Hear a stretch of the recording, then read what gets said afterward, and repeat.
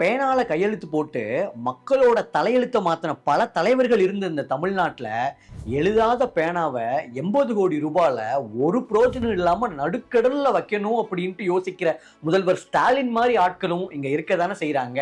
எனக்கு உண்மையிலே புரியலங்க, எப்படி இந்த ஐடியாலாம் அவருக்கு தோணுச்சு அப்படின்னு. உண்மையான பேனாவை வச்சுக்கிட்டு சட்டம் ஒழுங்க சரியா மெயின்டைன் பண்ண தெரியல, மக்களுக்கான நலத்திட்ட உதவிகள் சரியா போதான்னு பார்க்க தெரியல.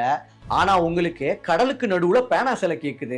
ஆனா இதே தமிழ்நாட்டுல ஜெயலலிதா அம்மாவுடைய மறைவுக்கு பிறகு பொறுப்பேற்ற எடப்பாடி பழனிசாமி அவர்கள் பேனாவை சரியா பயன்படுத்தி மக்களோட தலையெழுத்தை மாத்தினாரு அப்படின்னே சொல்லலாம். அவர் அப்படி என்னங்க பண்ணிட்டாரு? 2017 பிப்ரவரி 16 முதலமைச்சரா பொறுப்பேற்றதுக்கு அப்புறம் 5 முக்கிய கோப்புல கையெழுத்து போடுறாருங்க. அதுல முதல் கோப்பு வேலைக்கு செல்லும் பெண்களுக்கு மானிய வேலையில இருசக்கர வாகனம் வாங்குறதுக்கான கையெழுத்து.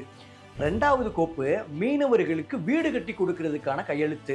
3வது கோப்பு கர்ப்பிணி பெண்களுக்கு டாக்டர் முத்துலட்சுமி ரெட்டி அவர்களுடைய பேர்ல கொடுத்துட்டு வந்திருந்த நிதியுதவிய 12,000 18,000 உயர்த்துறதுக்கான கையெழுத்து. 4வது கையெழுத்து வேலைவாய்ப்புள்ள இளைஞர்களுக்கு கொடுக்கிற உதவித்தொகையை 2 மடங்கு அதிகரிக்கிறதுக்கான கையெழுத்து. 5வது முக்கியமான கையெழுத்து என்ன தெரியுமா?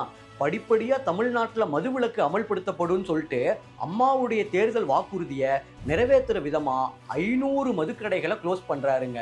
இப்படி எழுதாத பேனாவை கடலுக்கு நடுவுல வைக்கணும்னு யோசிக்கிற ஸ்டாலின் இல்ல நம்ம சூஸ் பண்ண வேண்டிய தலைவர்.